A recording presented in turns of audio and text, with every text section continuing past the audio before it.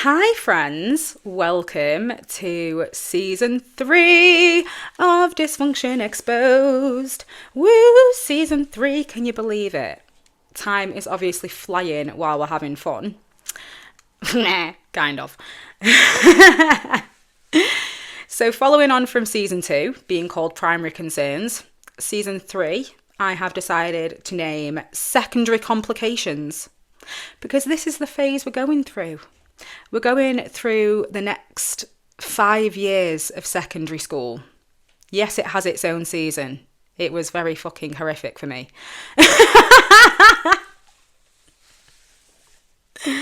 But we know the drill. This is where we are. This is my story. And I've left primary school now. On to year 7. And you know what it is when you're in year 6 and you're like, yeah, I'm at the top of the food chain.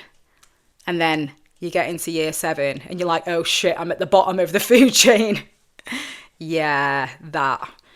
I was a small fat fish in a rather large pond with lots of new people and personalities and general shindiggery that I'd just not seen before. So I was still quite naive in year 7. Like, yeah, year 7 was a bit like, I was a gobshite and I always had an opinion, but it was never an issue. It was never the way I said it. It was just, oh, she's a bit outspoken kind of scenario. And like I say, school was really quite normal. Like, we went into a new tutor group and I made friends with a couple of the girls from a different school and we became close and we started hanging around together. And it was actually really cute and really nice. Like, these were really nice girls who had good upbringings and they had lovely homes and stuff. And yeah, I was very fortunate to be friends with them. Again, hi if you're watching. Thanks for the memories. Appreciate you. Hope you're doing well. And the only thing that really got me when I first got to secondary school was how much teachers compared me to my sister. Ooh, this one pissed me right off. Pissed me right off, it did. Because we're not the same fucking human. And I think that's where a lot of my self-doubt came from, to be honest. Because it was, oh, she can perform. She's very academic. She can do all this stuff. Your sister's very good at this. Why are you not good at this? Well, let me just repeat myself. We're not the same fucking human. That is why. Obviously, I couldn't see that at the time. And I didn't make a huge deal out of it. It was just an irritant to me. But I think as I started to get older, it became very, very apparent that we were our own characters. And mine was on the opposite end of the spectrum from hers. Now, it wasn't that I couldn't apply myself. Because if I found that I was interested in something, oh yeah, I'd want to be in it. I'd want to do it. I'd want to be all in. Like, I'm committed to this. But if I wasn't interested, you'd have no chance. Because logically, to me, I was like, but I don't want to use any of this stuff. Why the fuck have I got to do it? Like, this makes no sense. I literally haven't used 90% of what we were taught at GCSE in my life up until 35. So I'm like, well, that was a fucking waste of time, wasn't it, really? But then what did it teach me? It taught me that I didn't obey rules very well. If I didn't get the why, you're not going to get me to do it. If it doesn't make sense, I'm not going to do it. And a lot of teachers took the attitude with me, you'll do what I say, not as I do. Well, no, because then you're not leading by example, so you're a shitty role model, A, because I don't look up to you. I don't see you as a person that I would want to lead me. Like, that's not what I'm getting from you. And as I started to get to know these teachers' personalities more, and as they started to get to know mine, I think they understood more that it was never, I had an issue with them personally. It was, why are you making me do shit that's completely irrelevant? And that really flared, I'd say, as I was going into year 9. But that's next week's episode. So let's just run back to that. Now, apart from the sibling comparison, when I got into high school, this story, because it was such a violation, and you're going to understand why. So my mum lived on the next street to the high school that me and my sister both frequented. So while I was there, and I was still relatively young, because I had a bit more independence, every now and then I'd just walk round to my mum's. Like, if I needed a note for school or something, I'd go and knock on my mum's and be like, Mum, can you fucking get me a note quick time? Because fuck this shit. Like, I don't want to do it. No. And while I was still quite young, I'd say 11, 12, I'd gone round after school one day, and she shook the fear of life into me, because she could see that my dad wasn't keeping up with my personal hygiene, should we say. And my hair was greasy as fuck, and obviously 2 women in one house, the appearance was upkept. A man looking after a daughter, it wasn't upkept. I didn't learn any of those valuable lessons about makeup and hair from my mum or my sister. Like, I had to wing it. Literally had to wing it. But as I got there this one day, she could see that I was looking a bit tatty. And because I was a bigger kid, obviously I didn't want to bare my body to my mum and my sister, but she was trying to force me into the shower. And it's such a weird situation, because I can understand why she did it, but why did you take that approach with it? Like, it just made me feel so small. Like, oh, well, I can't fucking look after myself. And I think that's where, like, the cog turned internally. Because after that, I was like, oh shit, I'm not taking very good care of myself. And then I started to get more into learning about makeup and hair and trying to fit into what a girl or a woman should be, etc., etc., reading fucking gossip magazines as a teenager. Like, yeah, that's the standard. That's the standard right there. It has to be that.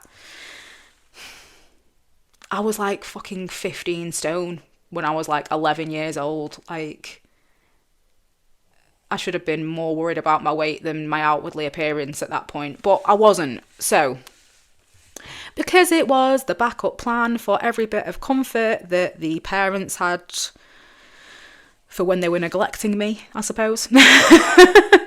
So of course I go back to that. But anywho, I'm digressing today massively. The shower. She puts me in the shower and she's foraging through my hair like a monkey looking for fucking nits, because that's exactly what she was doing. You're fucking disgusting, you've got nits, you've got all these problems. And little me's just looking at her like, I'm exposed and I don't want to be exposed, and this was really cruel, and why did she do this? And I look back at it now, and like I say, it's a weird situation because she wasn't my caregiver. Yet she was so quick to make me feel so small on the back of judgment of my dad's care and what he was capable of doing, but it impacted me. It never impacted him. Foul play. Absolutely foul play. Like, that should have never been a thing in my brain, but it was. And like I say, it kicked me into right, what does a woman look like? What does a girl look like? What are these standards that I should be following? And then you've got multiple new... Oh, excuse me. I had to sneeze. So then it threw me into this, like I say, what women should be, what girls should be, what I'm expected to look like, because a man never had that conversation with me. Like, there was none of that. When I say none of it, I basically had to figure out what being a girl was without any womanly influence whatsoever. So if you're looking at this video now and you're like, well, that makes a fucking hell of a lot of sense. Yeah, it does, because I was very boyish when I was younger. One, because it was easier to fit in men's clothes, or boys' clothes, should I say. And two, I was just kind of didn't give a shit, bit blasé about it, because I wasn't really into fashion. Like, that was just what everyone did. And I knew I couldn't do that because I could never fit in those clothes anyway. So I had to kind of form my identity based on what I was. Absolutely cool. Thank you for that, younger me. Appreciate that. You got it wrong, but I appreciate it. And I remember in those early years, fuck knows how this didn't go wrong, but yet, great parenting. So when we were around 11 or 12 years old, I asked my dad for my birthday to have a boy-girl sleepover. Just sit on that for a second. So, yeah, I asked for a boy-girl sleepover. And he didn't reject my proposal in any fucking way. In fact, he went, yeah, fuck it, go on then, why not? Why not? He even got the WKDs in. Can you even believe? So it was my first year in high school, pretty much. Like, I'm gaining fucking swag points on this because I'm like, yeah, my parent don't give a fuck. I can do what I want. Booyah. And everyone's like having a great time at mine. And I would be mortified to know if A, you've ever told your parents if you came to that sleepover, and B, what they actually thought you were doing. Like, he didn't give any of the parents any kind of heads up on the fact that it was mixed gender. If we weren't as naive as we were, things could have ended very differently for that night. But I remember we actually had a lot of fun during that sleepover. Like I say, we're all drinking WKDs thinking like we're older than we are. And we're just having fun and playing games and eating snack food and cupcakes. And then it got back to kissing. Why did it always go back to kissing? It's a bit of a weird one. Maybe it was just that I was, like I say, very overly sexualised as a young kid. Because I don't remember really being the instigator for those situations, but I always ended up in them. But that night, the boy-girl sleepover night, was the night that I had my first French kiss.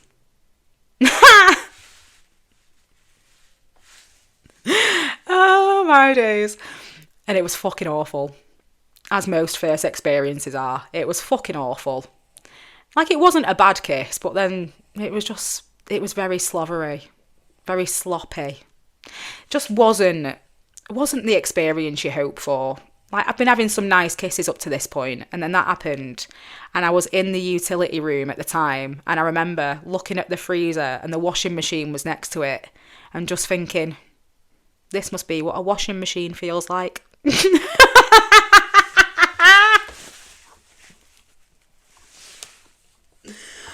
Honestly. And it's so funny thinking back at that, because I'm like, how did no one actually go apeshit at my dad for giving the kids alcohol? Like, how did we all get away with this? How did no one go mental for putting young girls and boys in that situation? And again, thank fuck for naivety, because it didn't go past kissing. And if it was literally a year later, that would have been a very different ball game, and I would not have been surprised if a spawn came from that situation. But let's just be thankful that it didn't, because yeah, what a wild time. What a fucking time. Like, I know people with 10 and 11-year-olds now. And I'm like, right, if they asked for that to be a thing now, they would just get laughed at. Like, I would just laugh in your face. Because the thought of that actually happening is insanity. But there we go. That was the parental rule book when it came to my dad. But hey ho. That is all I'm giving you for the first episode of my 3rd season. Like I say, we're getting right back into it this season. It's where it gets a bit juicier, a bit grittier. Some bad shit went down. Some great shit went down. As we know, I'm going to tell you all of it. So, I hope you have an amazing week. This has been Dysfunction Exposed. I'm Emma J, and I will see you next week.